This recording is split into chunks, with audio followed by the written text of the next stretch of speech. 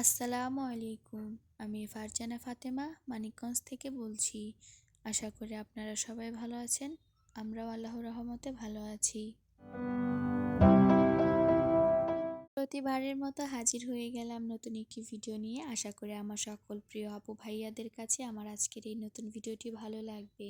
আজকের ভিডিওটি আমি শুরু করেছিলাম বারান্দা থেকে। তো এই যে আমার নাগামরিচ গাছটার 2টা মরিচ হয়েছিল, তো সে 2টা আমি তুলে নিয়েছি। আর গাছটাতে কিছু মাটি দেওয়ার প্রয়োজন হয়েছে, তাই চলে এসেছি ছাদে। আর আমার নাগামরিচ গাছটাকে কিভাবে সুন্দর করে আঁকড়ে ধরে আছে অ্যারোমেটিক জুঁই, মানে কত সুন্দর বন্ধুত্ব তৈরি করে ফেলেছে অল্প কয়েকদিনের মধ্যেই। যেহেতু বারান্দাতে নিয়ে এসেছিলাম, তেমন রোদ পাইনি, তাই ভাবলাম ছাদে দিয়ে আসি, তখন আবার ফুল আসবে, তখন আবার বাসাতে নিয়ে আসবো। যদি কেউ চেয়ে নিয়ে যাই তাহলে সেটা মানা যায়, কিন্তু না বলে কয়ে যে গাছ থেকে হাত দিয়ে নিয়ে যাবে নিজের মনে করে, সেটা তার হয় না। অনেক শখ করে লাগিয়েছিলাম। আর এইদিকে আমাদের অনেকগুলো টমেটো গাছ লাগিয়েছিল, তো শীত তো প্রায় শেষ হয়ে গিয়েছে, তারপরেও গাছগুলো হয়েছে। তাছাড়া আমি তেমন ছাদে আসি না, তো গাছগুলোর কি কেমন অবস্থা সেগুলো আমি জানি না। তাই ভাবলাম আজকে যেহেতু কোনো কাজ নেই, কোনো কাজ বলতে হালকা পাতলা ঘরের যেরকম কাজ থাকে সেগুলোই আছে, ভারী কোনো কাজ নেই, তাই ভাবলাম ছেলেকে নিয়ে ছাদে যাই। তো এই যে আমাদের মালবেরি গাছে আলহামদুলিল্লাহ এবার প্রচুর মালবেরি এসেছে। যদিও টবে এটা এসেছে, মাটিতে গাছ লাগালে হয়তো আরও ভালো ফলন পেতাম। তো এটা কামরাঙ্গা স্বাদের খেতে। আরও কয়েকটা ছিল, একটা মারা গিয়েছে আর একটা এখনও ছোট অবস্থাতেই আছে। আর এই যে আমাদের মালটা গাছ, এখানেও অনেক সুন্দর সুন্দর মালটা এসেছে। অনেক কলি এসেছিল, ফুল এসেছিল, ফল ছোট ছোট থাকতে ঝরে পড়ে গিয়েছে। যখন আমি অনেক দিন আগে গিয়েছিলাম তখন দেখতে পেরেছিলাম। আর আমাদের প্রতিটা গাছেই নিমের তেল দিয়ে দিয়েছে, যাতে কোনো গাছে পোকামাকড় না হয়, এই কারণে। আর আমি যেহেতু অনেকদিন যাবত ছাদে আসি না, তাই গাছগুলো দেখে নিচ্ছিলাম। আর যেহেতু ছাদে এসেছি চারিপাশটা দেখে নিচ্ছিলাম, আর আশেপাশের গাছগুলো একদম সবুজ দেখাচ্ছিল। যেহেতু শীতের সময় সমস্ত গাছের পাতা পড়ে যায়, আবার বসন্তের শুরুতেই আবার সমস্ত পাতা গজিয়ে ওঠে। আর প্রকৃতির সাথে আমাদের সবচেয়ে নিবিড় সংযোগের একমাত্র মাধ্যম হচ্ছে গাছ। জীবনে প্রতিটা দিনই হলো অনেকটা ঝরে পড়া পাতার মতো, যা আর জীবনে কখনোই ফিরে আসে না। সময়টা আমরা হারিয়েছি সেটা আর কখনোই আমরা ফেরত পাবো না, ঝরে পড়া পাতার মতোই। যেমন একটা পাতা পড়ে যাওয়ার পর আর সেটা তো আর লাগানো সম্ভবই না। যাই হোক, এদিকে আমাদের প্রতিবেশীর অনেকগুলো ফুলের গাছ ছিল, তো সেগুলোই ঘুরে ঘুরে দেখছিলাম আর অনেক শান্তি লাগতেছিল। যে আমি ভাবছি যে আমার কবে এরকম একটা বাগান হবে ছোটোখাটো। তো আমার ছেলে এসেছিল আমার সাথে ছাদে, ও গাড়ি নিয়ে এসেছিল, গাড়ি চালাবে তাই, কিন্তু গুড়ি গুড়ি বৃষ্টি হওয়ার কারণে ওকে নিয়ে বাসায় চলে যাচ্ছি।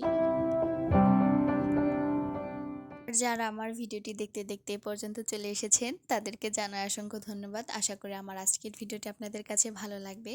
ভালো লাগলে অবশ্যই আমার চ্যানেলের সাথে থাকবেন। আর যারা আজকে নতুন আমার এই ভিডিওটি দেখছেন তাদেরকে বলবো, যদি আমার ভিডিওর কোনো অংশ আপনাদের ভালো লেগে থাকে তাহলে অবশ্যই সাবস্ক্রাইব করে আমার পাশে থাকতে পারেন, এবং অবশ্যই মনে করে একটি লাইক দিয়ে যাবেন, যাতে আমার এই ভিডিও আরও অনেকেই দেখতে পারে। যাই হোক, আমার ফ্রিজটি সারাই করা হয়ে এসেছে, সার্ভিস থেকে নিয়ে এসেছে। আর নিয়ে আসার পরে আমি সমস্ত ফ্রিজ আবারও পরিষ্কার করে নিয়েছি। আমি দেওয়ার সময় অনেক ভালোভাবে পরিষ্কার করে দিয়েছিলাম, কিন্তু আবার আমার অনেক পরিষ্কার করতে হয়েছে। আমি তো দেখে ভেবেছিলাম যে এটা আমার ফ্রিজ কিনা, দ্বিধাদ্বন্দ্বে পড়ে গিয়েছিলাম। যাই হোক, অনেক কষ্টে আবার ফ্রিজটা পরিষ্কার করে নিয়েছি। আর 5তলা ওঠা নামার কারণে আমার ফ্রিজের পেছনের সাইডে 2-3 জায়গায় একটু রঙও উঠে গিয়েছে, তো এখন আর কি করার। যাই হোক, সব কিছু মিলিয়ে নিতে হবে, কিছুই করার নেই।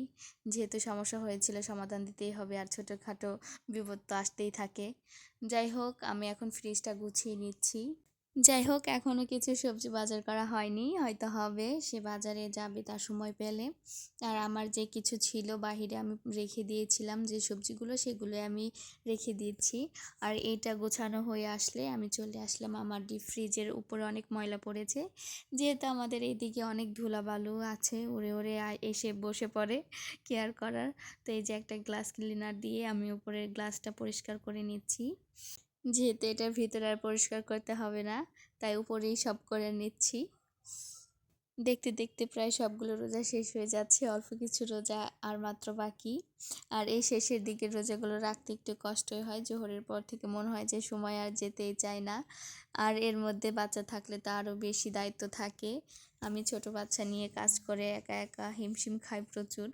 বাচ্চা তো প্রচুর দুষ্টুমি করে। আর এদিকে আমি আপনাদের একটা কাজের জিনিস শেয়ার করি। এটা হচ্ছে সিলিকনের ঢাকনা। আমরা যেহেতু ফ্রিজে খাবার রাখি, তো অনেক সময় দেখা যায় যে অনেক বাটি বলের ঢাকনা থাকে না। আমরা বক্সগুলোর তো ঢাকনা পাই, কিন্তু এই বাটিগুলোর তো ঢাকনা থাকে না। তো এটা বেশ কাজের একটা জিনিস। তো আমি এখানে একটা খালি বোল নিয়েছি বা বাটি, সেটা আমি আপনাদেরকে লাগিয়ে দেখাচ্ছি। এটা আমার হাজব্যান্ড অনলাইন থেকে অর্ডার দিয়েছে। তো এটা হলে খুব সহজেই ফ্রিজে খাবার রাখা যাবে, কোনো গন্ধ করবে না ফ্রিজের মধ্যে। তো আমি এই দিকে একটা বড় বাটি নিয়ে এই বড় বাটির মধ্যে করে দেখাচ্ছি। আর এটা 2 প্যাকেট আনা হয়েছে। তো প্রথমবার খোলার পরে আমি যখন একটা দেখার জন্য নিয়েছি, তো ছোট একটা নিয়েছিলাম, ভেবেছিলাম অনেক বড় হবে, এটা রাবারের হয়তো হবে। তো টানার পরে অনেকটা বড় হওয়ার পরে ঠাস করে ছিঁড়ে গিয়েছে। তো সেমভাবে আমার ছেলে একটা নিয়েছিল, গ্লাসে তাকে দেওয়া হয়েছিল যে গ্লাসটা কি সুন্দর আটকানো যায় দেখো। যাই হোক, প্যাকেট খোলার সাথে সাথে আমরা মা ছেলে 2টা জিনিস নষ্ট করে ফেলেছি। তবে ছোট ছোট 2টাই নষ্ট করেছি, বড়গুলো কিছু করিনি। তো এদিকে আমি আরেকটা প্যাকেট খুলে আপনাদের দেখাচ্ছি। এখানে অনেকগুলোই ছিল, কিন্তু আমি গুনতে ভুলে গিয়েছিলাম। এখন মনে হচ্ছে যে গোনা উচিত ছিল আমার। যাই হোক, এগুলো রেখে দেব। এগুলো পরিষ্কার করে ফ্রিজে যখন খাবার রাখবো তখন এগুলো দিয়ে ঢেকে রেখে দেব। এরপর আমি বের করে নিয়েছি সোনার ডিম। আমাদের আজকে বাজার থেকে সোনার ডিম নিয়ে এসেছে। আর এই লেবুগুলোকে সোনার ডিম কেন বলছি জানেন? আমাদের এইদিকে 200 টাকা কেজি লেবু। শুনেছি নাকি লেবু বয়কট করেছে, কিন্তু কই এত দাম কম, সেই তো দাম আগের মতোই চড়া। তাই এগুলো তো আমার কাছেই সোনার ডিমের মতোই দামি, তাই না? আপনাদের কাছে কি মনে হয় এগুলো কি সোনার ডিম নয়? যাই হোক, এখানে হাফ কেজি এনেছিল, 5টা এনেছিল। যেহেতু আমার ফ্রিজ আনা হয়েছে, তো সেটা তো গন্ধ করেছে। তো এই গন্ধ তাড়ানোর জন্য লেবু আনতে হবে। বাসায় তো ছিল কিছু লেবু ফ্রোজেন করা, সেগুলো দিয়ে তো আর গন্ধ দূর হবে না। আর দোকানদার তো আমাদের কাছে একটা লেবু বিক্রিও করবে না, এত দাম যেহেতু। আর এইদিকে বিরিয়ানি আর পুডিংগুলো আমাদের পাশের বাসা থেকে এসেছিল ইফতারি। তো রিজিকের মালিক আল্লাহ, কার রিজিক কখন কোথায় থাকে কেউ জানি না। আর আমার আজকের ভিডিওটি ছিল এই পর্যন্তই। আশা করি আমার এই ভিডিওটি আপনাদের কাছে ভালো লেগেছে। তো আজকে এখানেই বিদায় নিচ্ছি। সবাই ভালো থাকবেন। আল্লাহ হাফেজ।